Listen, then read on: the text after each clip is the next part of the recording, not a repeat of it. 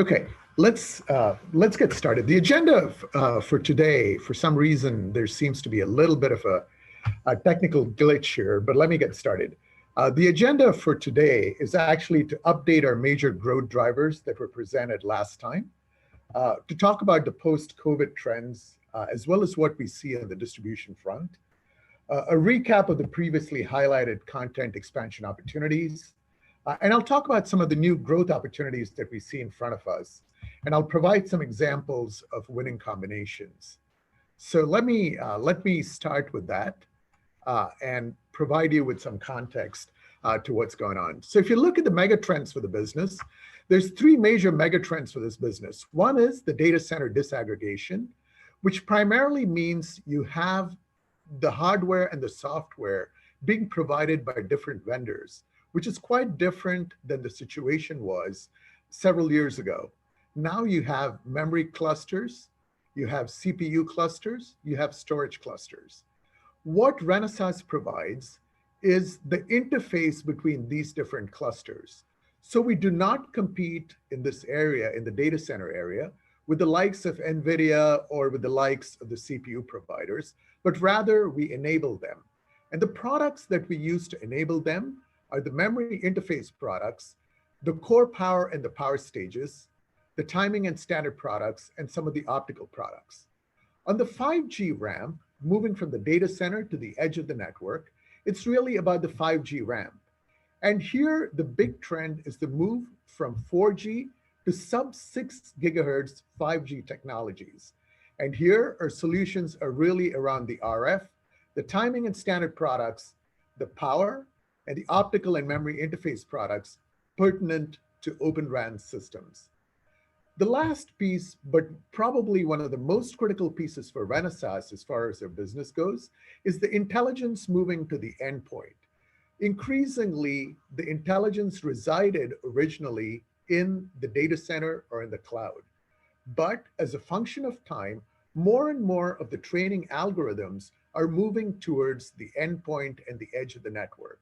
And that's where our focus is heavily concentrated. And some of our software and AI efforts are really focused on that area. So the products we have there are our MCUs and MPUs, our connectivity, low power and wireless products, as well as sensors, optical image stabilization, as well as actuation solutions. Moving to the next slide, this is a recap of what I'd shown before, but I want to share this with you one more time. The way to look at our business again is the MCU and the MPU is the heart of the network. The analog and the mixed signal is sort of the protective layer that we've built around it. And the elements that are traditional between different companies, such as ourselves, ST, NXP, and so on, are primarily in four different areas. We all have different enablers, like performance at ultra-low power energy harvesting. So we have our SOTB technologies, others have FinFETs, or others have FDSOI. On the sensors and signal conditioning, we have a variety of different sensors which take the signal from the external world, which is largely analog, and process it. And then what we do with the data is we move it around using our connectivity solutions, whether it's Wi-Fi, whether it's Bluetooth, whether it's RF, or more recently, as Shibata-san mentioned, we formed a partnership around 5G with Sequans. Moving to the right-hand corner, we do something with the data. We process it. We do local analytics and actuation. But every company, right, in this space has some element of this in its portfolio. What we try to do is augment this portfolio as much as is possible, and then take it one level above. So from a system differentiation perspective, as Yoshioka-san mentioned a little bit earlier on, it's about interfaces and endpoint AI. So the interfaces that take the sensors from the external world and connect it to the digital world is where we can provide better solutions. And then what do we do with the data, which is really about embedded AI, is what starts to matter. The other element, which is hugely important and is getting more important as the ARM platform becomes more standardized, is the software tool chain and ecosystem. We're investing in this area pretty heavily. Yoshioka-san mentioned a couple of things that we're doing, but what I will tell you here is our overall objective is to ease the user experience, whether it's the kits, whether it's the eval kits, whether it's the reference kits, or whether it's a software stack that we provide to the customers. We're placing a great bit of emphasis to differentiate here. So as soon as the customer is able to get a kit outside the box, they're ready to go. Our objective, we've formed a task force across the organization to drive this element. And last but not the least, but probably one of the most critical elements in IoT is really security. There's two elements to it. One is to avoid the hardware attack methods, and the next element is really the tamper-resistant technology. So those three are the key elements on a system differentiation perspective, together with our traditional elements for differentiation, which is what makes our solutions very, very effective in the marketplace when it comes to the industrial IoT and the infrastructure businesses. Let me now change gears and talk a little bit about the major post-COVID-19 trends. So a recap into 2021. In August, I presented where we saw the major end markets and where we were seeing growth, which is primarily in the data center, smartphone, laptops, tablets, healthcare and environment, surveillance, voice user interface, and the rad-hard or satellite technologies. In the post-COVID era, data center was pretty strong. When we look at the business sitting here today, the current and the long-term trend for data center growth continues to be strong. Sure, there will be some inventory corrections. Sure, there will be ups and downs in this as data centers get built or upgraded, but the long-term trend is for an increased consumption of bandwidth. So this trend is going to drive growth for our business over the long haul. On the smartphone side, the move to 5G will provide an impetus, but until millimeter wave actually takes hold, it'll be somewhat of a more systematic growth and not the kind of tremendous growth that was seen, say, in the early 2000s to late 2000 timeframe. On the laptop and tablet side, because of the COVID crisis, we are seeing good growth. And this growth will continue through the first half of this year. And we are very well positioned to take advantage of this through several of our products. On the healthcare and environment side, originally when the COVID crisis hit, we saw a very big increase in our products that were focused on healthcare, primarily things that were dedicated towards thermometers, things that went into ventilator designs or respirators or things of that nature. What we're seeing now is more of an emphasis on the environmental side of the business, which is much more towards things like gas, air quality monitoring, particle monitoring, humidity, temperature sensing, and so on.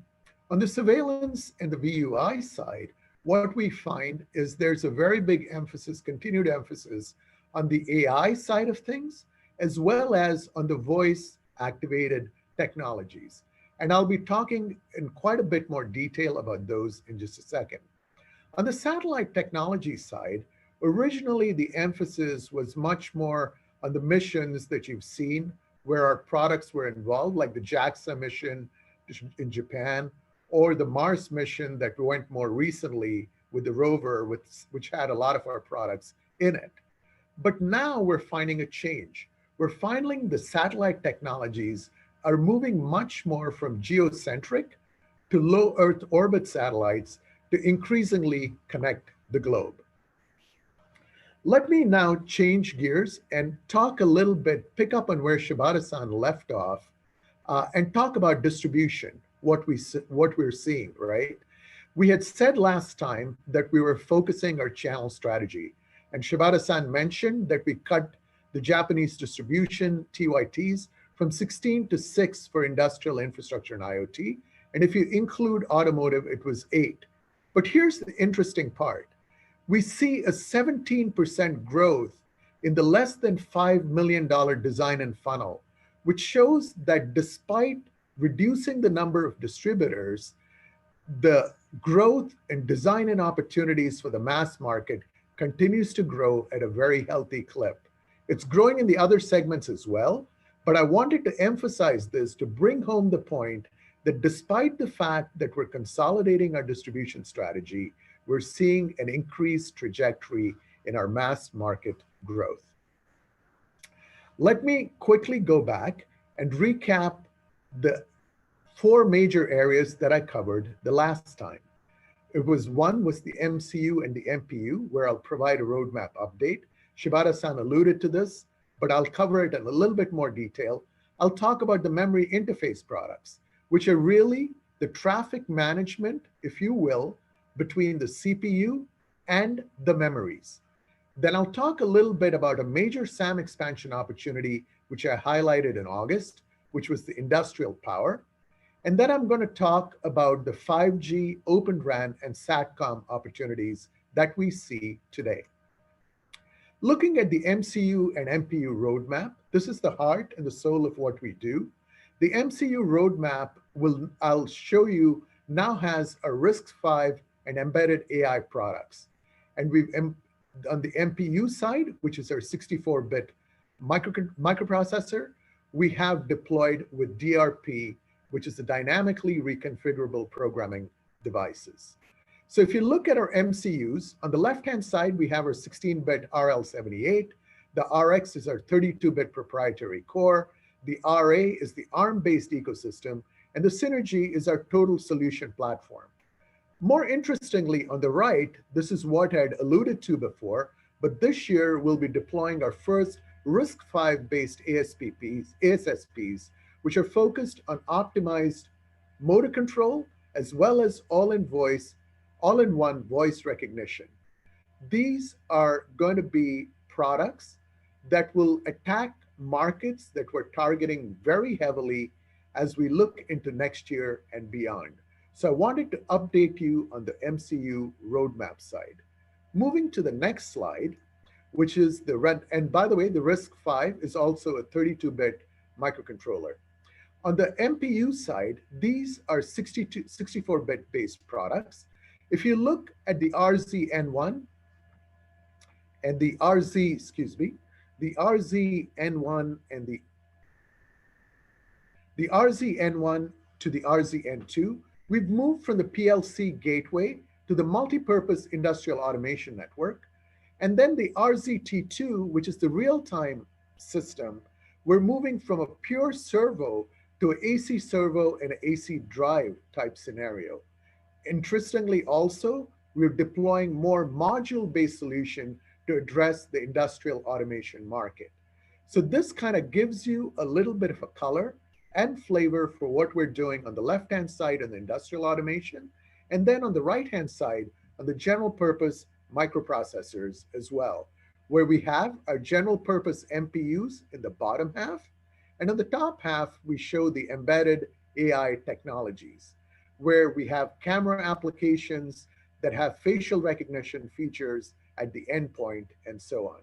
Increasingly, the general purpose MPUs are dedicated towards HMIs, as well as entry-level MPUs that span the complete price range from the very low range of $3 all the way up to $15 to $20 price regime. Okay, moving now to the memory interface products. Again, there's two changes occurring in this area that are driving some increased growth for us. One is on the x86 side, the big company launched the Ice Lake platform. And then on the other side of it, the memory is also changing from DDR4 to DDR5. So what is the impact for Renesas as a result of these two platforms? So if you look at the DDR4, we're seeing significant growth because of the new CPU platform. Cascade Lake is the current platform of CPU. Moving to the new platform for the Ice Lake, you have more DIMM modules attached to the server. DIMM is dual interface memory modules that are attached to the server. So there's a much greater attach rate on this front. And at the bottom, I kind of show you how much the growth is by moving from Gen 2 to Gen 2.5. RCD refers to registers, and DB refers to data buffers. On the top, it kind of refers to the different CPU vendors that we're also qualified with respect to the DDR4 platform. On the DDR5 side, again, last time I'd spoken about the increased content with the new memory, but what you're going to find now is that we're starting our shipments, and in 2021, we expect to ship north upwards of about 5 million plus shipments in this time frame. And here again, we're involved with multiple CPU vendors to gain share. But here the content growth goes from purely RCDs and data buffers all the way to PMICs, hubs, as well as temp sensors. So this is a tremendous growth opportunity for us moving into 2022 especially. The big inflection is going to occur in the 2022 timeframe. Quickly on the industrial power side, our programs, I had shared this slide with you on where we were looking at a $3 billion SAM expansion opportunities for industrial portfolio. And here what we find is that most of our programs are on track and we're faring, okay. Most of the programs are on track and the programs are executing to plan. So we are pretty much on schedule. Some are sampling earlier than we planned, and a lot of these devices have already taped out on schedule. Moving to the next slide, let me talk a little bit about 5G, OpenRAN, and SATCOM update. On the 5G side, which is a traditional 5G, if you look at this particular chart, the top blue portion refers to the coverage, and the right-hand side refers to the increased capacity of the network. In the 2019 timeframe, we were handicapped because of the trade war issues that occurred between the US and China. But if you look and you move further towards the right, we have pivoted our business to be much more focused towards European, Japanese, and Korean vendors much more. And that is actually starting to pay off. And although this business is small, we expect to see tremendous potential. What I'd like you to focus on is the number where I show you the RF content. On the 4G, 5G systems, for four transmit and 4 receive radio, we have about $15 of content. Moving to the middle, where you have 32 channels of transmit and 32 receive, you almost have about $250. And the same thing, and in this case, it's massive MIMO with an active antenna system. And moving further to the right, which is the millimeter wave, we see tremendous RF content, again, of about $250 roughly. So you can see why we're excited about this market. And even though it's, as Shibata-san mentioned, it's coming off a very small base, we see a good opportunity and us as being reasonably well positioned if we execute to take advantage of this marketplace. Moving then to the OpenRAN solution, you have the traditional telecom vendors where the hardware and the software is provided by the same vendor. In the OpenRAN solution, the hardware and the software are segregated. So they're provided by different vendors. In this case, Renesas has several solutions, whether it's on the core side, whether it's in the cloud side, or on the radio unit side. And in each of these instances, the thing that I'll highlight to you is the OpenRAN traction is slowly but surely increasing. Today, there are about 1.2 billion subscribers, and Japan's Rakuten has been one of the major deployers in this particular area. What we are currently doing is we formed a group that spans several of our business units to attack this market holistically. We have early engagement with OpenRAN solution providers on timing and millimeter wave in the US. Moving then and changing gears to satellite communications. I had mentioned the satellites that were used previously were largely geocentric satellites. And there we had one high-powered TRX, which was mechanically steered. Increasingly, we're moving to phased array systems for low Earth orbit satellites. And there's a lot of interesting companies that are coming up, like Starlink, which Elon Musk runs, or the Amazon project Kuiper, which they've started to launch, as well as Hughes and others that are putting together low Earth orbit satellites to link the whole world through wireless connections. And here, the advantage we get is about a 25x content improvement by using electronic steering and about 1024 low power TRXs. The right hand side lists the products that we have in the market, but again, I will not talk about each of those products in detail, but I wanted to provide you with context relative to why we think these markets are very exciting for us as we move in time. Let me now, that was a recap of what we were doing. Let me now touch on the new content growth. I'm going to touch on four major areas: the Industry 4.0, primarily around motor control and robotics, and both Shibata-san and Yoshioka-san had touched on it. And then I'm going to talk about an interesting area, which is endpoint AI and voice activation, touch a little bit on wireless power, and then the most exciting opportunity around the data center, which we didn't discuss much before, which is around digital power for the data center. Let me touch on the motor control aspect. We have products now that span the range all the way from the very low end discrete solutions, which have the single phase control, to moving to more direct truck torque control to servo control, all the way to adaptive control and predictive control.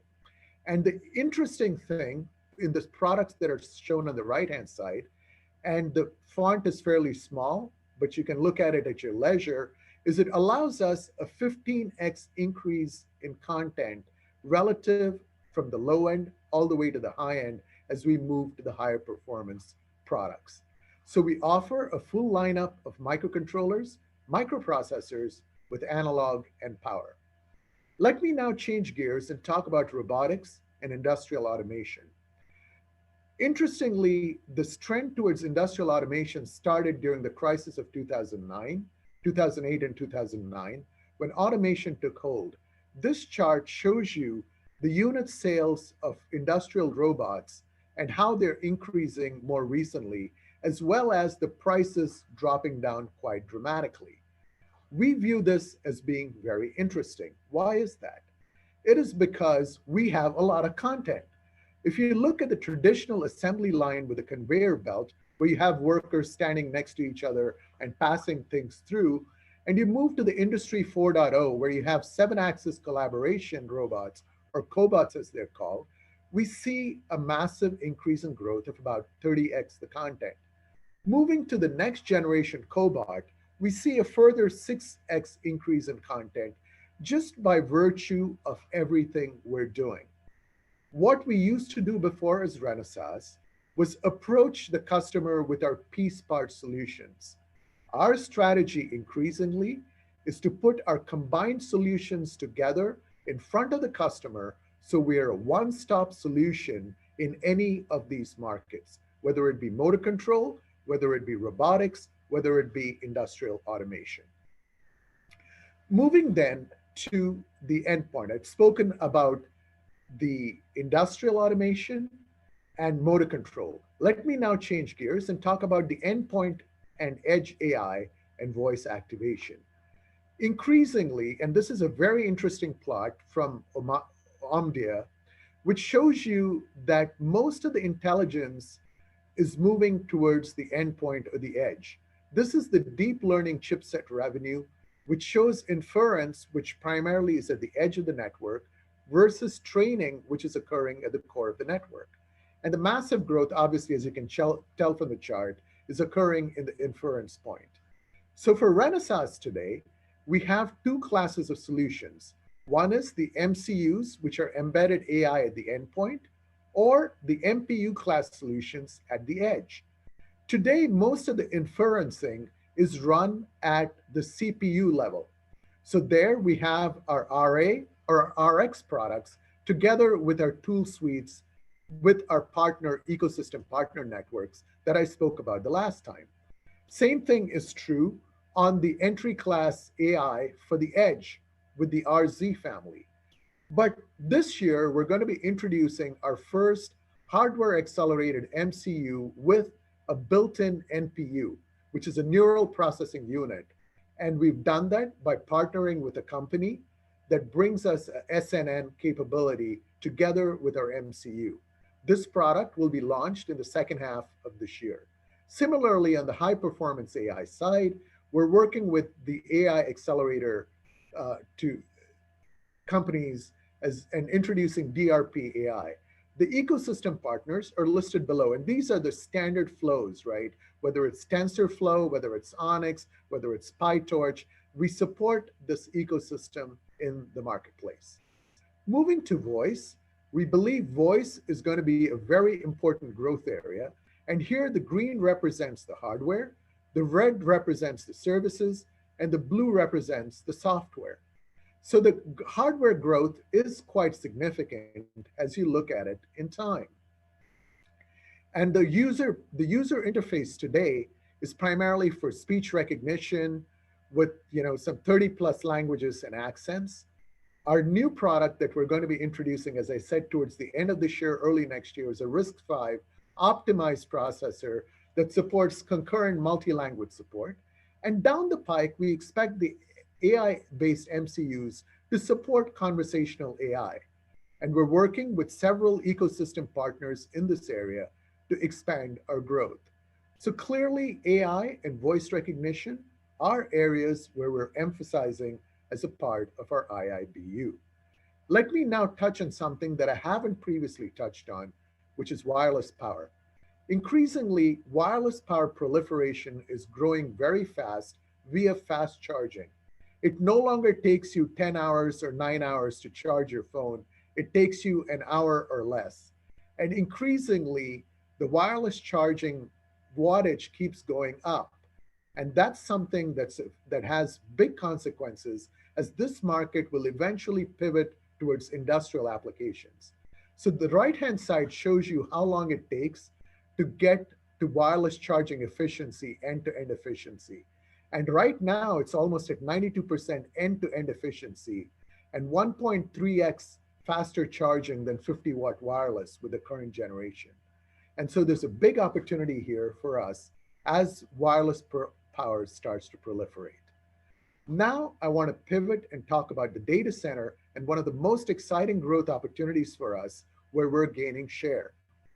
The mainline server power revenue growth for core power is expanding for us. We're seeing a 96% CAGR in the server power revenue, and the server power TAM itself, just a reminder, is about a 10% CAGR. So entirely, most of our growth is coming from gaining share in this marketplace. The small portion in yellow is the DDR5 PMIC, which I had highlighted about previously, so I'm not going to talk about it again in this particular portion. Interesting trend here again. The data center architecture is changing from the x86 architecture to much more ARM or RISC-V based architecture. The source for this data is really the ARC investment management group that put this together.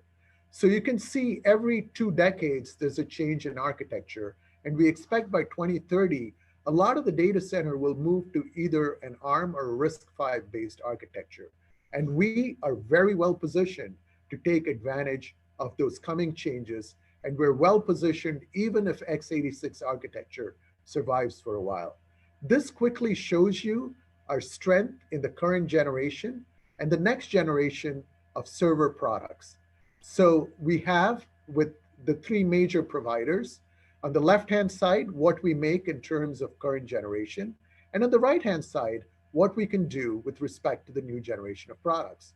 What I will tell you without going through the gory detail is that Renesas offers full end-to-end solutions for power for the data center market. And we are very well positioned in this scenario. The other challenge for the data center is power density. The next generation data center processors can draw more than 1,000 amps and are very much supply constrained. So you have digital multi-phase and power module technologies, and these are technologies that are very exciting that will allow us to go after the next generation high density power solutions. So we can leverage our power module expertise to get a 3x areal density improvement. And directly to the point that Shibata-san raised earlier, a 1% efficiency difference would equate to nearly a terawatt of global power savings. So we really think this is the way the technology is going to evolve in the data center, and we would like to capitalize on it. And if we can execute on it, then we're very well positioned to take advantage of this market. I'm going to wrap this up very quickly by bringing in the winning combos and highlight two examples. One is the vacuum appliances, where we're moving from the more traditional AC motors to BLDC motors. And this is an example where we have content growth, right? And again, because of motor drives, battery packs, and battery charging. The other example I will give you is the mobility solutions, where I shared the video with you the last time, where we had 24-volt BLDC motors at 100 watts. But moving to the 48-volt BLDC motors at 1600 watts, we gained 7 times the amount of content around motor drive, wireless control, battery pack, and battery charging. So this kind of highlights the winning combination element of our strategy. But I want you to think very broadly about what we're doing for the mass market, what we're doing relative to new content growth, and why we're excited not only about the industrial, the IoT, as well as the infrastructure markets, all of which are driving content growth at increased margins. And that kind of ties to what Shinkai-san presented earlier on why the margin expansion for the long term for IIBU. To summarize then, our growth drivers across the business remain solid. The post-COVID trends observed in 2020 are largely intact for the first half of 2021. We continue to drive content expansion opportunities, not only in the areas we highlighted before, but in the multiple areas I've highlighted today. Our winning combos continue to fuel growth opportunities, and we're on track with our plans shared at our earlier strategy reviews. Our objective, very simply, is to continue to outpace market growth in the areas of investment, whether it be software investment, whether it be hardware investment, or in the analog power or sensor area. Thank you. And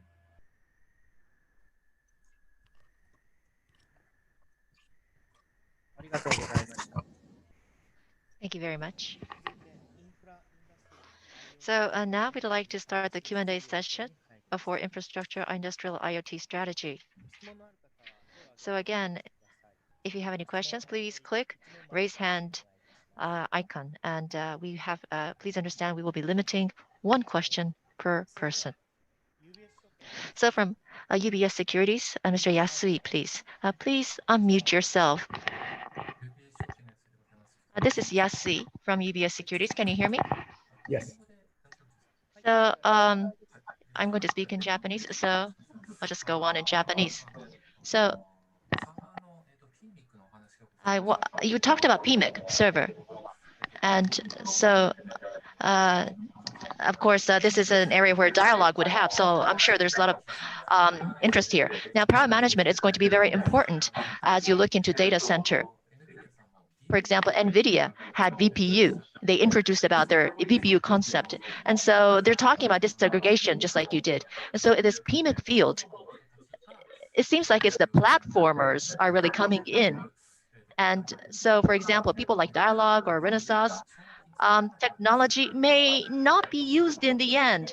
For example, like Apple iPhone. I mean, how do you look at the future risk as platformers really come into the space? That's my question. Good. Okay, it's a good question. So let me answer it the following way. Right now, both for the GPU and the CPU side, the company that you alluded to, we're working closely with them for the power modules technology, as well as the digital multi-phase controllers. One of the things that actually happens in the data center side, whether it's GPU or CPU, the number of power rails goes up quite dramatically, which means you need to have a very good digital multi-phase technology. And the technology that Dialog brings is a little bit different than what we bring. We are primarily focused on the mid-power and the higher range power. Dialog primarily focuses on the low power and the ultra low power side. So we're very, very complementary in this particular regard. So in terms of the complete solution, they play the CPU and the GPU guys are focused on their core competency, and they will continue to work with providers like us to provide the platform solutions. For example, right, I'd earlier mentioned the CPUs like Graviton and some of the others in the mix in my presentation. And typically those are ARM-based platforms.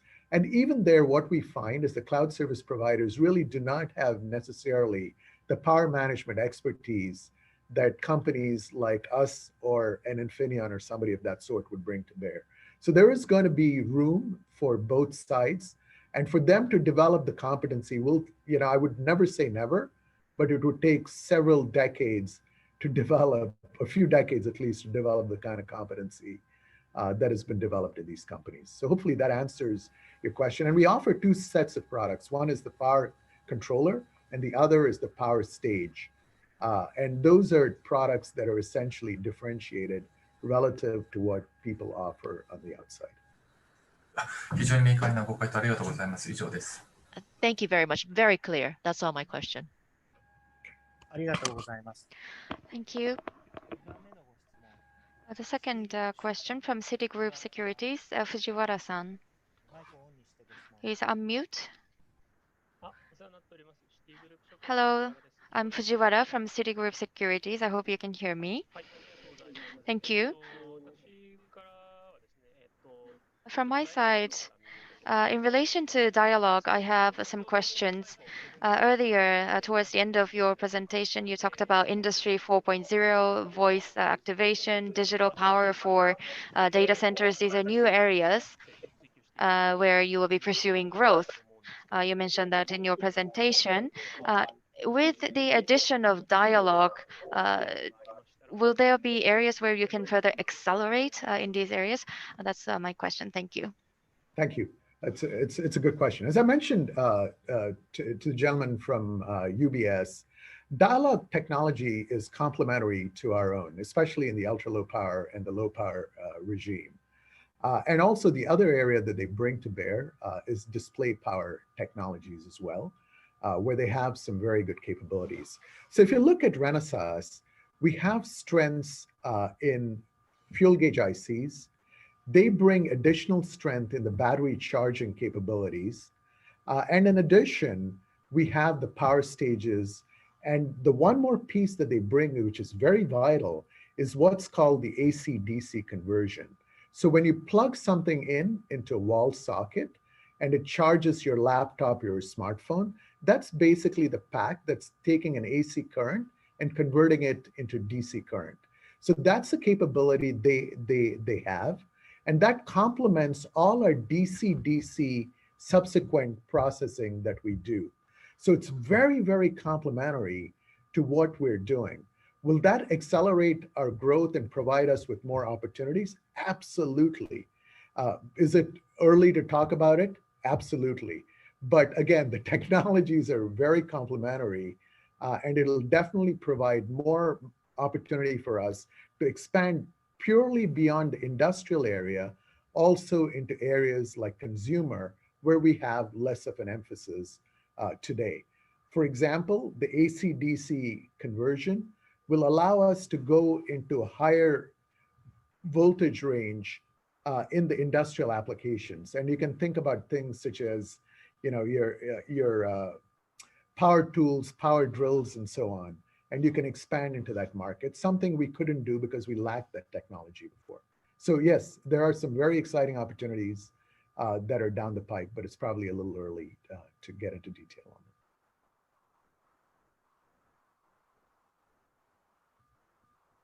ありがとうございました。 Thank you very much. はい、ありがとうございます。 Thank you. Next, IDC Research, Mario Morales-san. Please, your mic mute on. Yes, can you share a little bit more about your opportunity in AI? As we think about it, you have a very robust roadmap. A lot of it's centered on the microcontroller areas, But I'm interested in two products that you had at the very high end of your chart that you didn't really describe. You call them DLP products. Can you talk a little bit more about that? Because I know it's been a couple years since we've heard that terminology from Renesas. So if you can give us some perspective on that product, that would be great. Sure, thanks, Martin. So on the DLRP side, right? We've launched our first set of products actually this late last year and into this year. We're actually sampling. We've got a first set of design-ins at several customers, and that's a product that we're really excited about. Why, right? I mean, very simply, the reason is it allows you to have the capability of object and facial recognition near the camera, right? And so that's a tremendous opportunity that we have. And what we're trying to do currently in that area to expand the scope is work with the IDHs or the design houses to expand that portfolio and the range of applications we can pursue. One of the most interesting opportunities that we actually see in that area, right, is combining not only image processing, but also bringing voice together to bear in that arena, right? It can be a very lethal combination if you can combine biometrics, combine thermal imaging, and combine the facial recognition characteristics for a range of different applications. So we are in the first innings, honestly, maybe close to second innings in a baseball game, if you use the baseball game analogy. But we see a tremendous potential for it.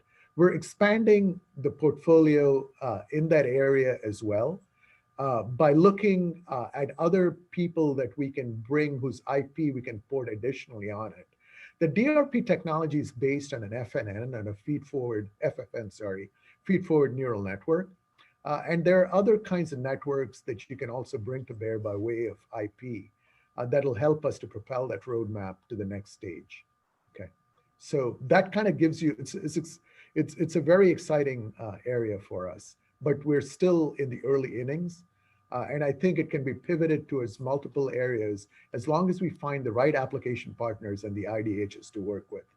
The libraries and the tools and the translator libraries is what we've been focused on to simplify and make the ease of use so that we can go to any number of IDHs and create an ecosystem similar to what some of the larger GPU guys provide. That's in a nutshell what we're trying to do in that area.